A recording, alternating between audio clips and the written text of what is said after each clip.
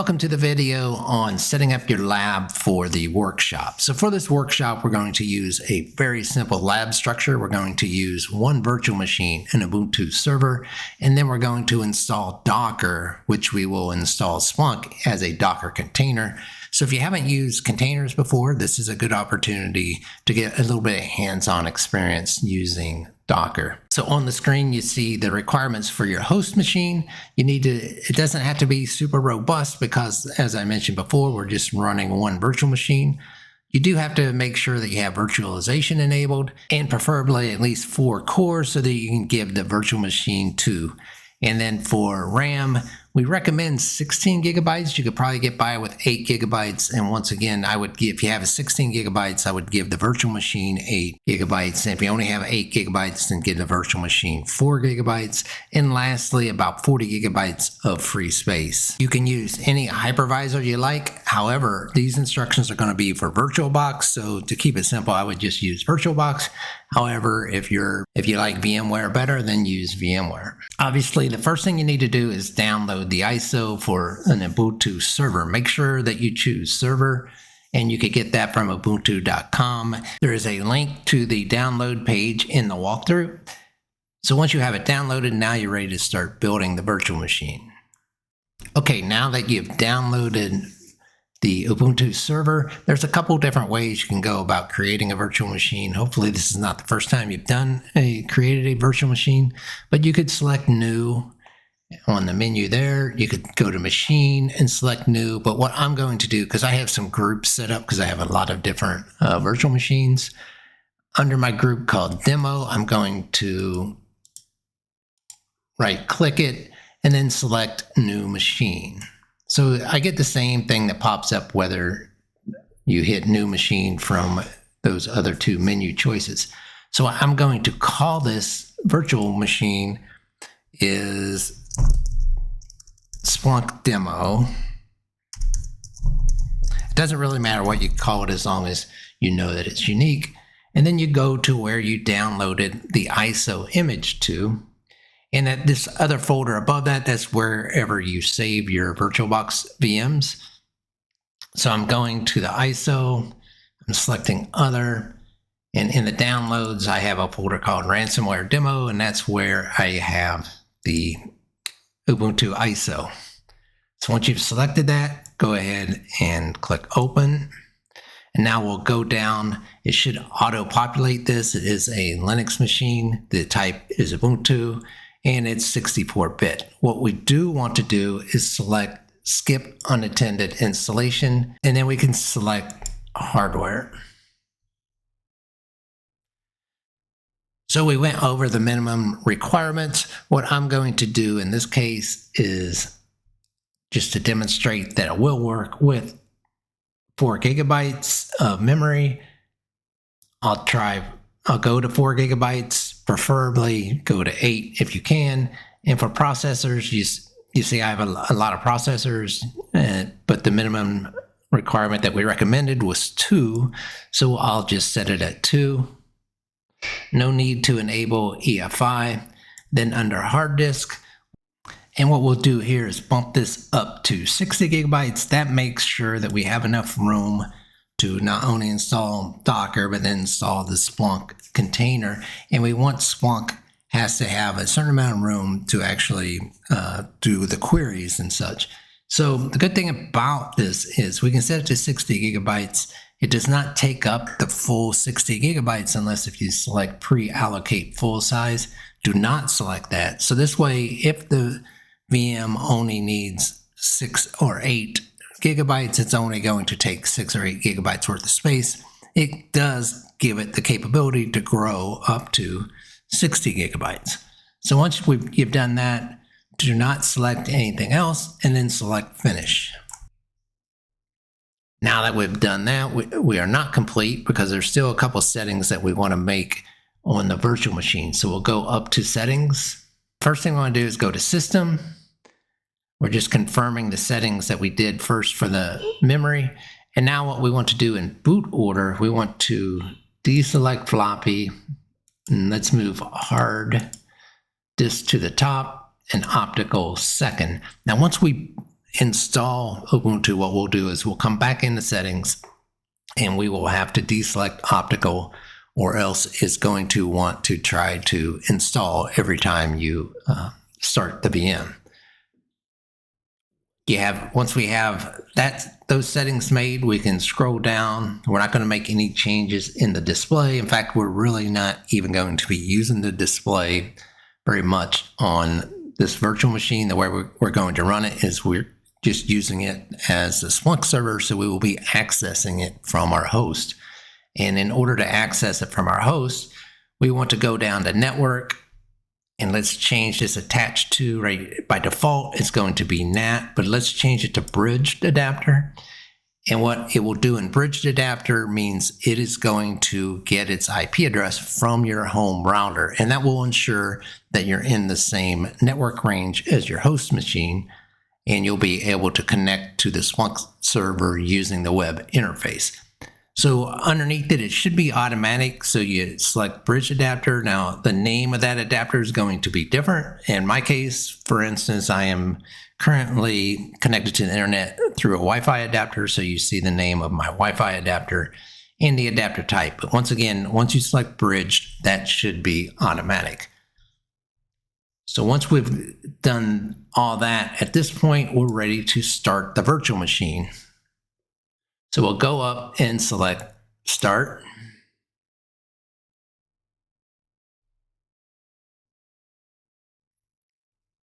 And it's starting to install. The screen size is going to change a little bit as we go through the installation process, which is fine. But at this point, we want to go ahead and select Enter on the Install Ubuntu server. And we're starting to install. Now we can go ahead and X out the mouse integration in the auto capture keyboard.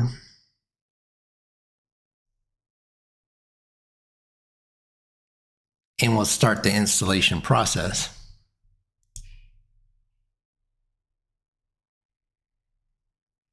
So you want to choose your language. In my case, it is English. I'm going to move this up so we can get the entire screen. So go ahead and choose your language and then select Enter. And I'm just going to use the regular English keyboard, so I'll select Done. And here it is going to get its IP address from, like as I mentioned before, your home router. So in my case, my home wireless router has an IP range of 192.168.0, and then it's a -24. So it's getting the IP address from there through DHCP. So we can go ahead and select Enter at the Done.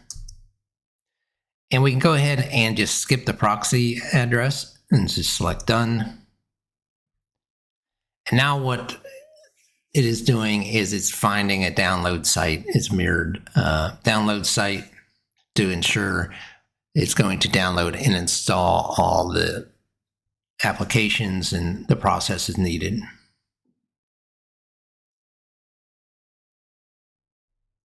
Once you get this message, this mirror location pass test, you can go ahead and select Enter for Done. We are going to use the entire disk, so I'm not making any changes, so that you just need to tab down to the Done selection at the bottom, and that's just using the tab key. And once you've done that, you can select Enter. And we're just keeping the default here. So I'll select Done again by selecting Enter. Now it's asking us, giving us one more chance, are you sure that we want to continue? Because it's going to overwrite the disk. Now, in our case, it's only overwriting that disk space that we allocated it. So it's not really overwriting your entire disk, just the virtual disk that we created. So to move down, the arrow keys down to continue, and then select Enter to continue. And now it's going to ask some information for your name. You could put whatever you want, but for consistency, I'm just going to type in student. And then hit the tab key to go to the server's name. So this is basically the name of your virtual machine. I'm going to name it Splunk server, and it has to be all lowercase. That's why it skipped over the S's when I type that in. Then you pick a username. So you hit tab to go down to that. And once again, I'm using student, all lowercase. And then tab down to the password and select the password of your choice. To make it simple, I'm using password 1 with a capital P, which of course you would not want to do that in a production environment.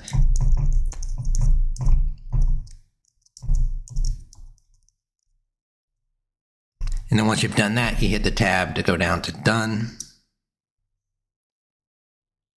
And we do not want to enable Ubuntu Pro. We're keeping this a very bare bones system. In fact, the only thing we're going to install is the Open SSH server. So it's automatically going to be there at that selection. If you hit the space bar, that's how you put the X on it. And then we could just tab down to done. And we're just going to skip all this. We're not going to install anything. So if you hit the tab, it'll go down to done. If you hit the arrow keys, it would have went through each of your choices. And now we're just going to let it install. I'll pause the video while it's installing.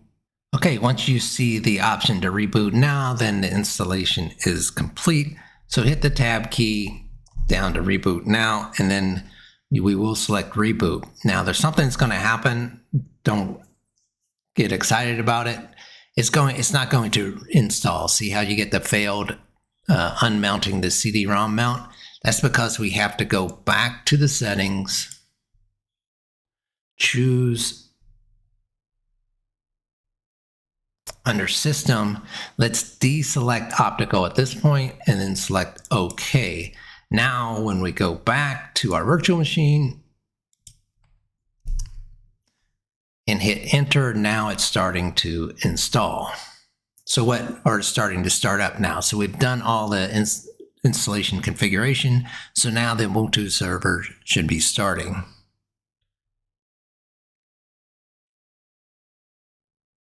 And it doesn't take long for it to start because this is a bare bones server. We don't have much on it right now. So what we can do is log in with the username and password that you provided. And at this point, the only thing I'm going to do from this console is to get the IP address. So I'm just typed in IPA. And we see the IP address is 192.168.0.253.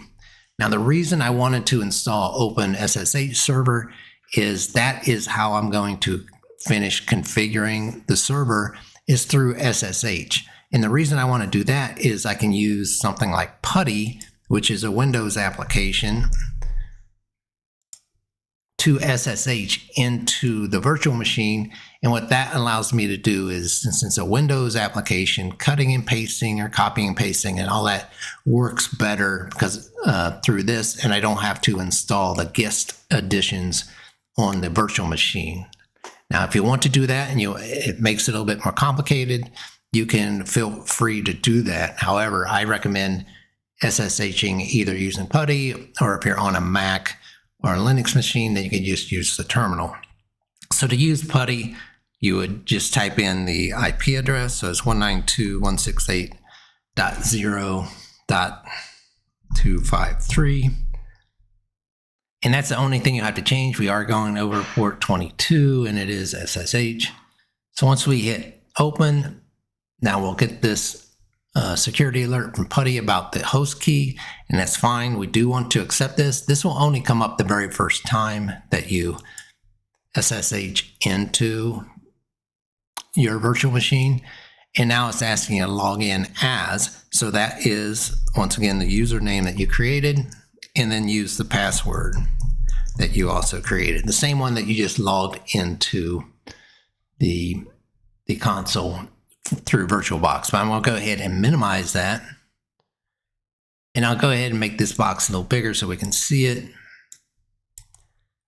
And then I'm going to just type in clear so we can see what we're typing into the machine. So we have our virtual machine is up and running, and now we can SSH into it. So what we want to do now is to go ahead and install Docker so that we can then later install Splunk as a Docker container.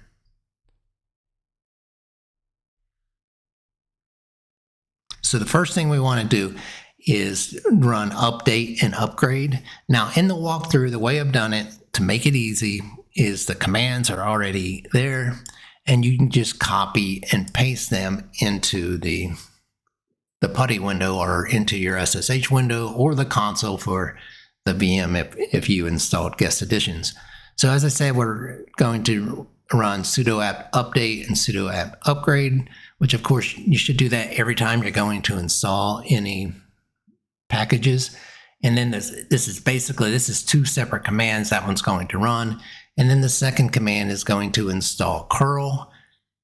And it's going to also install NetTools and Nano and wget, basically all the tools that we will need to build this virtual machine with a Docker container in Splunk as a Docker container. So once you've copied and pasted those in, you can just hit enter. And of course, you're going to be prompted for a password because we're running that as sudo. And now we are installing those applications that we will use. I'll pause the video as this installs. Okay, so once that is complete, you'll get the prompt back here. So now that we've installed those, what we want to do is to go ahead and install the Docker engine. So once again, the walkthrough has the code that we just need to copy and paste in. I'm not going to go into a whole lot of detail about Docker. It's not really meant to be a class on Docker, but it does give you some experience using Docker. But you'll see in my walkthroughs where I have comments, so you can still run those. So it's commented out, so it tells you what each part of the code is doing. So I'm adding the Docker repo and the key, and then going ahead and installing the container. So once you've copied and pasted in, and once again, it's multiple commands, so it may take some time to run, we'll go ahead and hit enter.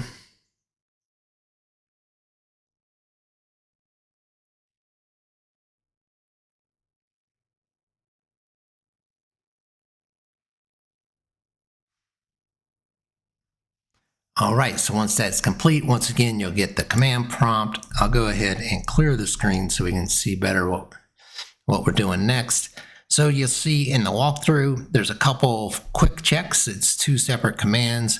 One will give you the Docker version, and the other will run what's called Hello World. So we'll run that, and you see the Docker version right away. It's 28.5.1. And now, when you run Docker, you'll see this unable to find the image, in this case, Hello World. That is fine. That means since the image is not there, it's going to pull that image from the library, and you'll see that it did pull down the image, the Hello World image, and you get the response that you want to see is this hello from Docker, and it just tells you that the installation appears to be working correctly. So what we've done up to this point, we built the Ubuntu server, and now we have Docker installed on it. So the next thing we want to do is create a Docker container for Splunk. So I'm going to clear the screen again. Okay, so we go back to the walkthrough, and we want to create the persistent volumes for Splunk. And what that means by persistent volume is you can build volumes in Docker that tear down every time you start it and restart it, then you're starting fresh again. We want ours to be persistent because we're running Splunk, and we don't want to lose all the logs every time we restart it. So once again, it's two commands. I'm going to hit enter, and you see those volumes, Splunk-etc or etc and Splunk-var were created. And if you wanted to just be sure, we can run sudo docker volume ls, and there we get both volumes were successfully created. So now we want to actually build our Splunk container. So once again, the code is actually in, or the commands are actually in the walkthrough, and I can copy and paste them all at once. But just to let you know some of the stuff that it is doing, when you create a Docker container, when you see this -P, that means ports. So port 8000 on our server is going to equal port 8000 in our Docker container.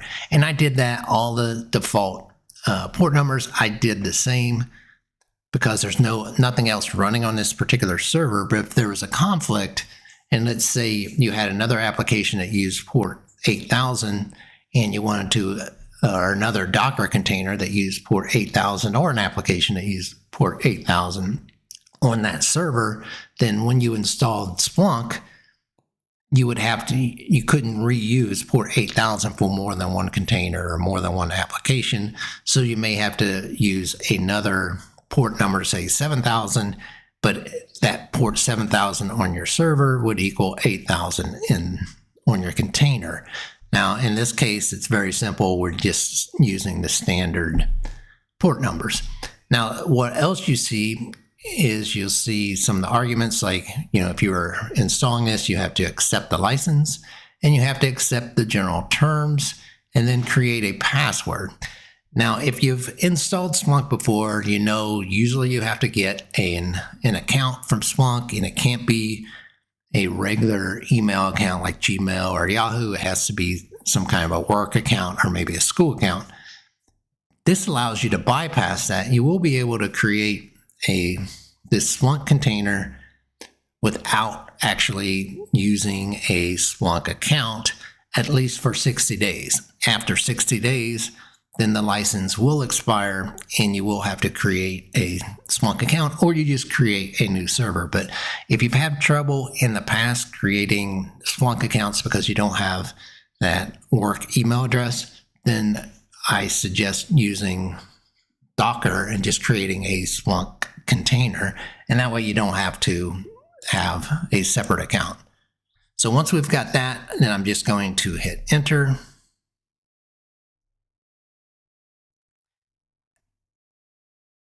And we'll see the unable to find the image, which is fine once again. And now you see it is downloading the Splunk image.